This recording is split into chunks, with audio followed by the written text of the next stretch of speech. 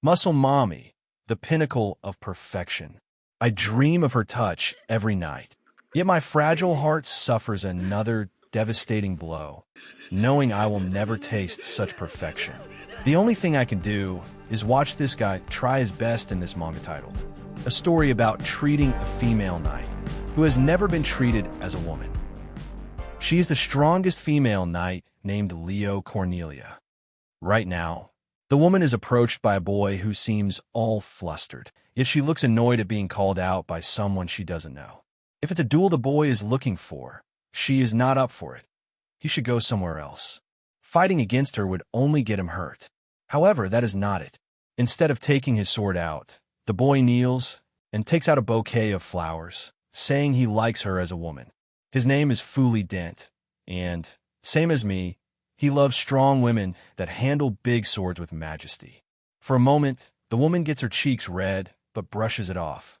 One must have guts trying to fool her like that. But there is no man in this world that would ever like a woman with as many scars as she has. However, Fuli does not hold his feelings inside. He lets her know that is not true. There is a man here who likes her for who she is. Those words anger the woman, who now takes out her sword. Pointing the tip towards Fuli, she tells him to get out of her sight before she cuts him. Cornelia has no intentions of playing along with this commoner's farce. Yet, even now he is not backing out. Shouting out loud, Fuli mentions he is serious. He fell for her the moment he saw Cornelia. The way she holds herself so bravely. The way she always has a quiet smile on that face. And the most important part, those perfect abs that shout out muscle mommy. Fuli is truly a man of culture, and he loves everything about this woman. Hearing that, Cornelia is shocked. What the hell is he speaking about? Who in hell would love those beautifully carved abs? He should stop trying to fool her. Is her body so unseemly that he has to resort to praising those features? Fuli, holding onto the sword that was about to penetrate his skull, mentions those features are the best part. However, Cornelia does not accept it even now, and her face does not seem to change expression. Until Fuli mentions he does not want some sheltered girl who is only raised for her body. Her abs, trained and formed on the battlefield, are 100 times more beautiful. Looking her straight in the eyes, the boy shouts that he believes she is the most beautiful woman in the world. Finally, breaking that barrier, looking all shy and with her cheeks red, Cornelia mutters, not understanding him. No one has ever treated her as a woman before. Not being able to understand what is going on, she starts running away. This woman, Leo Cornelia, is a knight known as the undefeatable Holy Blade. People even started making rumors, saying she was born to fight and raised as a tool for killing monsters. Unsurpassed, she wielded her blade for the sake of the country. This is the woman Fuli fell for, and now he keeps on following her, no matter where the lady goes. Inside the forest, finally stopping after walking for a while, Cornelia wonders why he is following her, prompting the boy to say his reason is to help her on her quest. But that is something the woman does not need help with. In fact, she already took down all the monsters. Did Fuli at least help her somehow? With a saddened expression, he mentioned he did not. Looking closer at the woman, Fuli remarks on a small scratch on her abdomen. Yet, for her, that is nothing to be worried about. Meanwhile, Fuli seems really agitated, wondering why she didn't say anything. She does not understand why he got so worked up. It's no use fussing over such a scratch like this. Whining about it won't change the fact that she has to fight. Following that, she mentions she's going to leave Fuli. A moment later, the boy dashes towards her, slapping the woman's hand. Blushing once again, Cornelia wonders what is going on and mentions Fuli is nothing but an animal after all. She had lost all her respect for him. Observing that the boy is about to touch her body, the woman experiences some weird feelings and tries to fight. But only after a moment does she realize a light coming from the boy's hand. He is using healing on her. Only a few can use such advanced magic, so why does he have it? However, Fuli mentions it doesn't matter if the wound is big or small. If the girl he loves is hurt, he can't just let it go. As they keep on standing there for a while, the woman realizes something is wrong. This takes more than needed, and she questions the boy about how long he plans on touching her. Flustered, Fuli mentions this is a medical examination. For sure, it is not that he got mesmerized by her abs. It's not like those crests between her muscles got his fingers stuck in mountains of pleasure. Realizing what is happening, the woman gives him a good old punch to the head, taking the boy out, making me wish that had been my head. Cornelia was an only child in a family of knights, raised under the strict tutelage of her father. She devoted herself to the sword. Womanhood is something she cast aside a long time ago. For her, the battlefield is the only place she can survive. Today she is fighting against a big group of ogres, and as always she manages to take them down, but this is bad. These monsters are huge, and there is no end to them. Right now, she can't even lift her arm, which means it must be broken. Therefore, she needs to back off for now. However, another big creature has shown up, making it difficult for her to make out. She was ready to fight against the creature, but her arm holding the sword could not be lifted. The moment before she got hit by that punch, Fuli showed up, pushing her out of the way. He managed to save the woman, and while she is wondering what he is doing here, the boy goes straight for her abs. This makes the woman believe his animal instincts are kicking in. Trying to push him off, the boy says no. This might be their end, here and now. Therefore, he wants to say that he loves her. Standing up, the woman can't believe this. This idiot came here just for a confession. Isn't he looking around? They're in the middle of a bloodbath. Right then, as the creature is about to hit them with another punch, Cornelia takes all her strength and slices the monster using the sword. However, she got really surprised for some reason. Her arm is healed. And that huge slice she did, together with the creature, almost took Fuli's head off. With a smile on his face, Fuli mentions they were in a real pinch, and she still took him down with one hit. Even though she was about to die, he still seems really excited. Following that, he apologizes for touching her earlier. He was looking for any injuries he could heal. Apparently, while he was in the town, Fuli heard she was fighting a horde of monsters by herself. After hearing that, he panicked and started running off. But he could not finish what he was about to say because Cornelia starts shouting, calling him an idiot, wondering what is going on in his head. Was he trying to die for her sake? What part of her is worth throwing his life away for? Even if he did this for her, she is never going to like him. She even mentions that standing by his side as a woman is impossible. It's too late for that. Behind that armor, her body is covered in horrible scars. There is nothing womanly about it. If he gets the message through that thick skull of his, then he shouldn't come after her anymore. However, even after hearing her storm out, Fuli, with a stupid smile on his face, mentions he already knew it. A girl like herself is out of his league. Surprised once again, not understanding what he is on about, Cornelia listens as Fuli keeps on speaking, mentioning he does not care about her scars, and she does not need to force herself to act girly around him. He loves her just the way she is. He does not want her to change. Despite being angered moments ago, right now Cornelia's face turned all shades of red. Fuli even mentions that if he is just being a pest, he'll have to give up. Right then, the woman gives him a punch to the head, mentioning this was for making her worry about him, even for a tiny bit. But if he is willing to go that far, she doesn't care anymore. No matter how he is going to treat her, she is not going to change. But if he keeps on liking her, then so be it. As the two are walking through the forest, Fuli wonders if this woman, with a body forged by Hephaestus that shines brighter than a star when staring at those strong, sweaty abs of hers, is not using magic. But it is not needed. Most of her enemies die when cut down. Even so, the boy mentions magic can be pretty useful in a pinch. On this occasion, Fuli mentions he could teach her some magic, if that is not her strongest suit. Right then, the woman shows a smirk. She wonders who said she can't use magic. In the next second, she extends her hand and is about to show her skills. Turns out, her magic control is so good, she set herself on fire. While Fuli is wondering from the side if that was something she had planned, the woman comes out of the fire mentioning that it was a complete and utter failure. Nothing good about it.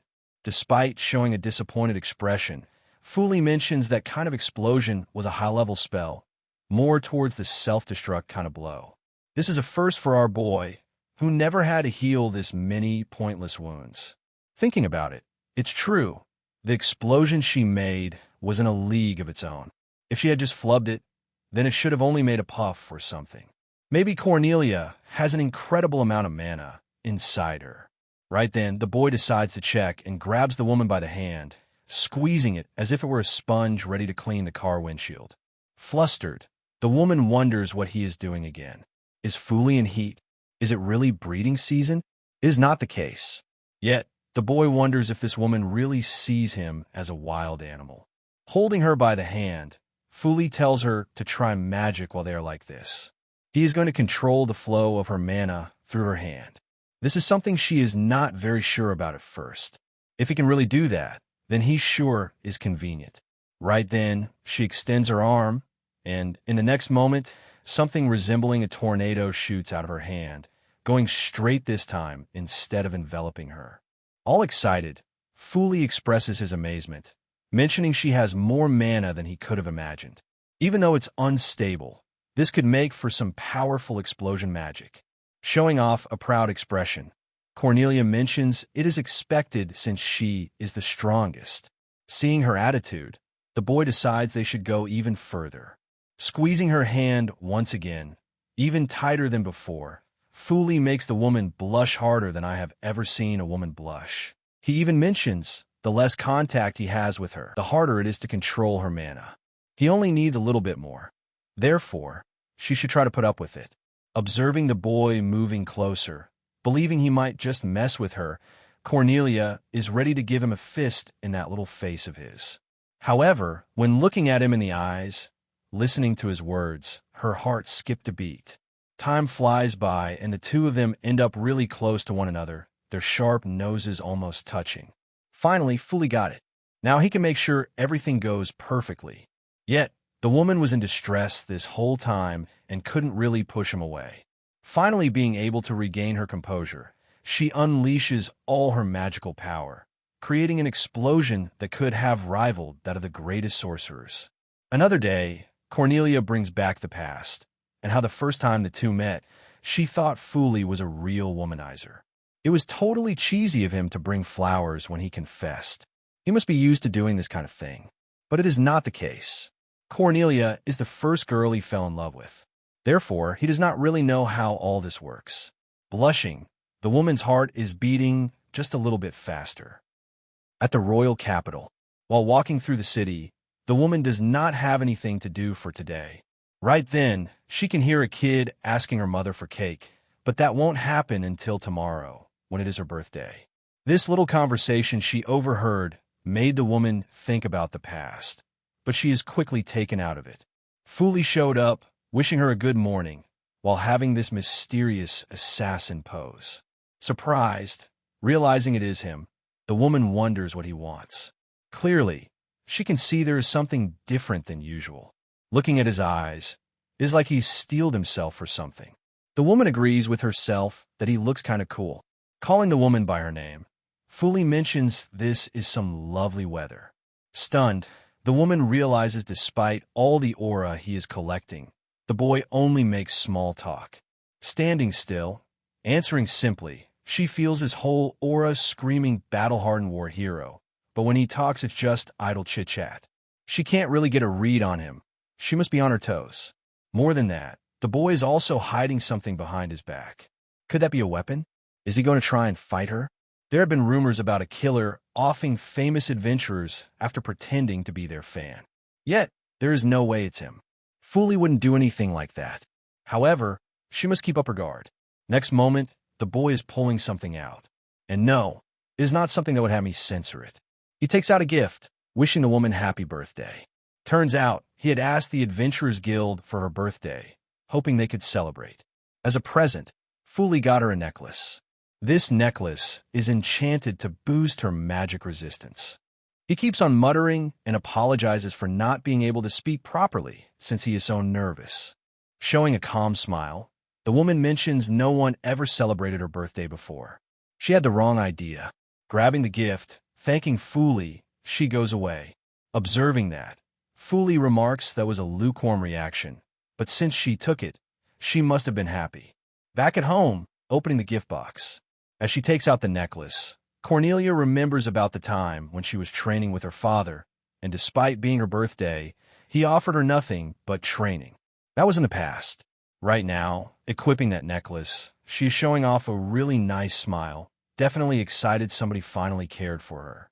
For that night, she was like a child who is excitedly waiting for Santa during Christmas. Another time, back in town after finishing another quest. Since it is still morning, the boy wonders if Cornelia has any plans after this. Seems like she wants to go and do some shopping. Even more, if the boy wants to, he could come along. Hearing he got invited to shop together with the woman he loves, Fuli is about to pinch himself. This seems like a dream. Going together with her, shopping feels like a date. However, moments later, the two of them end up at a weapon shop. She wanted a new sword for a while, and this place has a nice selection. With this opportunity, Fuli should look for something as well. She even takes the upper hand, deciding to pick a weapon for him. First trying to get a morning star that she believes would fit him perfectly. He could just swing it around until it bonks someone. Deciding to get another one for him, the boy tries to tell her he is not really looking for a weapon, but she is not listening. The woman got way too absorbed by the weapons. The next weapon she picked is a great scythe. This weapon is super strong and super vague. Cornelia starts explaining and telling stories about each type of weapon she had used. Meanwhile, Fuli thought shopping together would be different, but it is certainly something Cornelia would do. Stopping and looking at the boy, the woman mentions she has realized Fuli looks really bored. She believed he would prefer looking at frivolous things like clothes or jewelry over this. Unfortunately, she can't do girly things like that. He should go and find someone else if that's what he is looking for. Yet, Fuli mentions that is not it. Nothing's more interesting than the smile of the person you love when they talk about things they like. He is perfectly happy with this. Right after that, she tells him to buy the Morning Star so she can tell him how it works. Even more, she's going to tell him even more about the great scythe. Turns out, Miss Cornelia's smile does not come cheap. Today, they're supposed to go for a quest, but Cornelia seems to be pretty late. Since it is an easy one, time should not be a stress. Right then, the woman showed up apologizing for being late. Looking at her, it is obvious something is wrong with the woman. Her face all red, having sweat going down her face and her eyes fuzzy. As she tells him it's time to get going, Fuli mentions she looks extremely sick, and despite coughing, she denies having a cold. Moving closer, placing his hand on her forehead, the boy realizes she is burning up. She can't go anywhere like this. They should visit a doctor.